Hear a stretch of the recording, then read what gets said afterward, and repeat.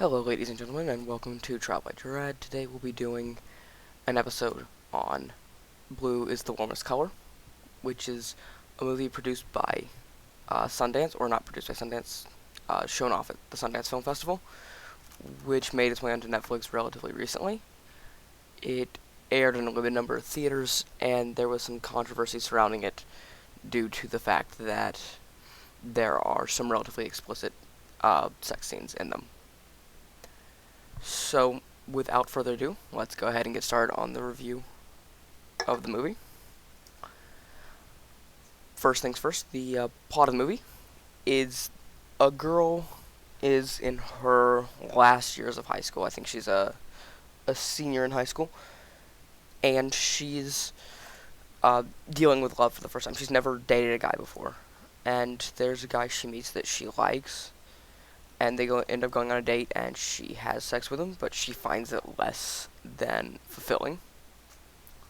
And so she talks to the only friend she knows who she can talk to such things about, which is her gay male friend. And he takes her out to one of the nightclubs that he goes to, a gay nightclub. And from there she meets a girl named Emma, and she falls in love with this girl.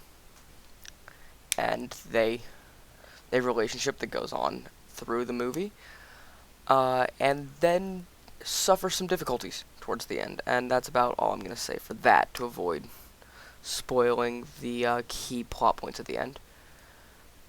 But that's the basic plot, is the love story between the two people.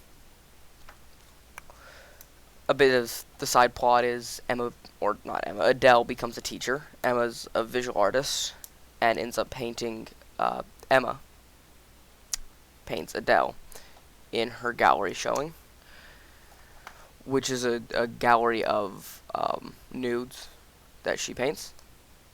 And one of the main sticking points of the film is that Adele feels left out when she's with Emma's friends, with Emma's art friends, because they're significantly more sophisticated than, or Adele thinks they're significantly more sophisticated than she is. She thinks they're smarter than Adele is. And that's one of the main things that puts struggle on their relationship. So what do I think about the movie? I think it's really good in general. I enjoyed most of the story. I think it's a bit too long. It goes almost for 3 hours, and not all of it is entirely necessary. I think there are bits where they're trying to convey something, and it falls flat, and it just feels like wasted space. And in a 3-hour movie, you can't really afford for wasted space. It doesn't really work. I think the camera work is, for the most part, good. A lot of really close shots, though. There's a lot of bits where I felt like the shot was uncomfortably close, and perhaps that was intentional, but it occurred so often that I felt it was more off-putting than any message it could have conveyed. Aside from that, though, the camera work is generally really good. There's some really, really beautiful shots. Some nice shots that display the imagery between the characters, without actually saying anything. There's a lot of blue in the movie. And more so than you would expect. Like, I understand blue is a fairly common color, and I get that blue is the worst color is the name of the film, and the girl she was in love with had blue hair, but I think it would have been a more significant decision to actually have that blue hair and the girl's blue clothing be the only blue thing. Or not the only blue thing, but one of the few blue things in the movie, because then it shows that she was the standout for Adele. That Emma fit out from the crowd because she was blue when everything else was not. But that's a little nitpick. It's just something I noticed while I was watching.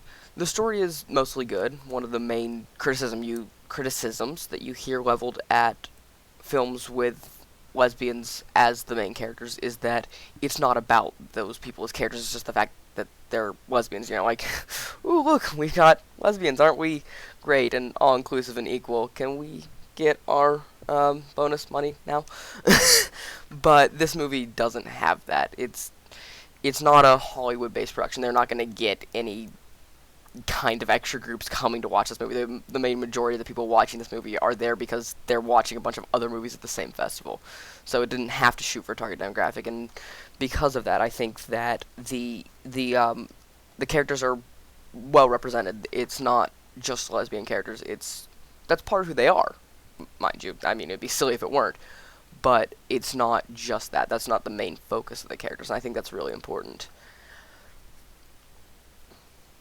The sex scenes are infrequent.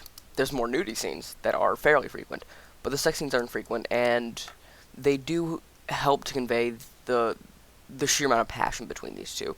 I mean, even up to the point where their relationship starts to fracture, there is an incredible amount of passion.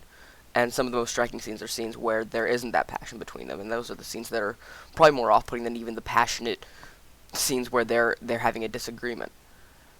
They do go on a little long, though, to the point where some of the sex scenes begin to feel like almost a bit of softcore pornography, which I can see why that made controversy. But I think overall that they did have a purpose, and they did convey the beauty like they needed to do. The acting is good for the most part. I think the main character, Adele, she has some issues with facial expressions. She seems to have one that she likes to stick to a lot. And that one is a bit more sad than I would like. And I get that her character is depressed for the first half and last half of the movie, and so that works really well for her then. But I think she could have diversified a bit more with her facial expressions. You know, especially when she's in the throes of passion, she still sometimes looks a little bit bored, which doesn't support the character. Emma does a really good job though. She really conveys that she is in love with Adele almost every second of the film.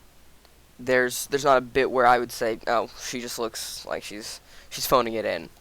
You know, the times when she's supposed to look bored with Adele, when she's supposed to be more interested in her career, those definitely come off as her being more interested in her career than in Adele. And those are really nice scenes. Aside from that, the main arcing story is really nice. It's got a really, really great climax that I'm not going to spoil, but one that I think was the perfect end to the film. And it does raise some questions about Adele's actual sexuality. Maybe she's just attracted to Emma, which, for all things, I mean, I don't know if it's the best decision for Adele, but I will say it does send a good message. You know, you've got a lot of shows right now saying, like 30 Rock, saying you can't be gay for just one person. I don't think that's entirely true. I think somebody can be in love with just one person, and that be the only person of that sex that they're in love with. And this movie conveys that well, because I think for the most part, Adele is only in love with Emma. I don't think she's in love with any other girl, at least not from what I can see. I think she is attracted to other men, but she is deeply in love with Emma, and I think that the movie conveys that really well, and it conveys that message in a way that I think was really well done. The actual quality of the camera work, you know, for an indie film, sometimes you get bad cameras or, you know, low quality cameras just because they don't have a lot of money. If there was any, it wasn't enough that it was off-putting for me personally. So thank you for watching, and I'll see you next time on Try by Dread. Thank you.